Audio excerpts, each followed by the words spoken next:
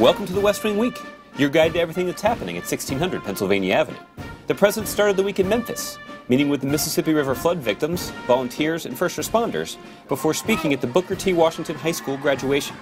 The President also delivered a speech on U.S. policy in North Africa and the Middle East, as events continue to unfold in that region. And the Situation Room turned 50. That's May 13th to the 19th, or the Commencement at Booker T. On Friday, May 13th, the President joined staff and some notable foreign policy experts for the 50th birthday of the Situation Room, a secure area where folks work 24 hours a day, 7 days a week, to keep the President informed and the country safe.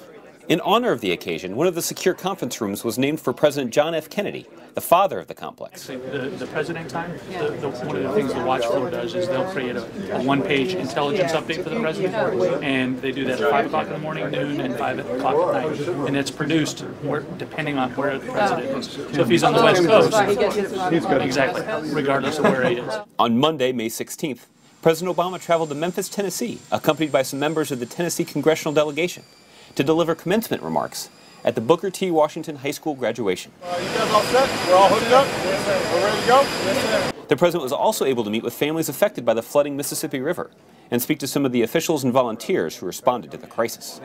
And as time went on, you started seeing the waters backing up.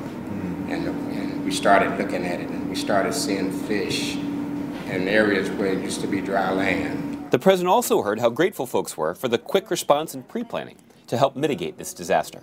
There's always a lot of criticism on funds that's spent for emergency preparedness, but let me tell you, if done right, it works and it pays off big time. At the commencement, President Obama caught up with the principal of Booker T. Washington High School, Alicia Kiner.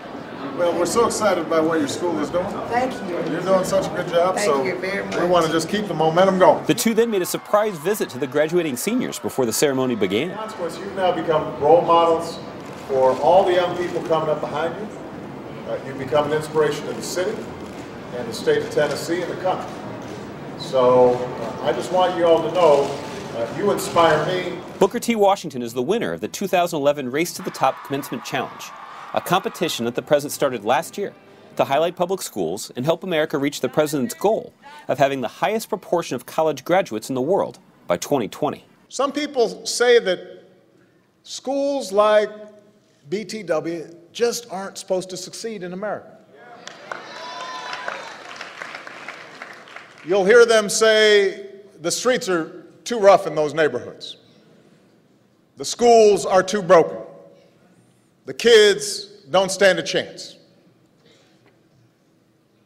We are here today because every single one of you stood tall and said, yes, we can.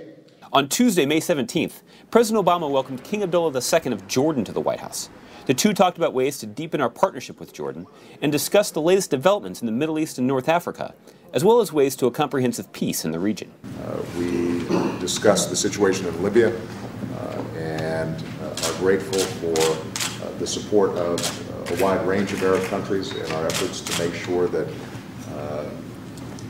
humanitarian assistance and humanitarian protection occurs inside of Libya. We discussed the rapid transformation that's taking place in places like Egypt and Tunisia, and we both agreed that it's critical that not only does political reform proceed, but economic reform accompanies those changes there. On Wednesday, May 18th, President Obama, accompanied by Homeland Security Secretary Janet Napolitano, traveled to New London, Connecticut, to speak at the Coast Guard Academy's 130th commencement exercises. The Coast Guard is America's longest continuous maritime service, protecting our coasts and providing crucial services in the times of disasters, like the Deepwater Horizon oil spill. People don't want to hear a long policy speech from me. They want to celebrate all these wonderful graduates. After a thorough briefing, the President went to the ceremony where more than 200 junior officers were commissioned with the rank of ensign. They will soon be assigned to boats and ports all across the thousands of miles of American coastline. So cadets, if we remember this, if you stay true to the lessons you've learned here on the Thames, if we hold fast to what keeps us strong and unique among nations, then I'm confident that future historians will look back on this moment and say that when we faced the test of our time, we stood our watch. We did our duty. We continued our American journey. And we passed our country, safer and stronger, to the next generation. On Thursday, May 19th, the President went to the Benjamin Franklin Auditorium at the State Department headquarters to deliver a speech on the events in the Middle East and North Africa. So we face a historic opportunity. We have the chance to show that America values the dignity of the street vendor in Tunisia more than the raw power of the dictator.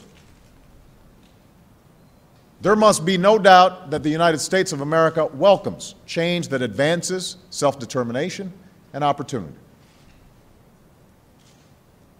Yes, there will be perils that accompany this moment of promise. But after decades of accepting the world as it is in the region, we have a chance to pursue the world as it should be. To find out more information on any of these topics or to see complete videos of these events, go to whitehouse.gov. And thanks again for checking out your West Wing Week. And he took off after that. He's taking credit for Derrick Rose, too. Yeah. He's been taking credit for a lot of things. There you go. Everything starts in Memphis. Everything starts in Memphis. Your coming here was, I said, was bigger than Elvis coming back. Well, that I'm sure is not true.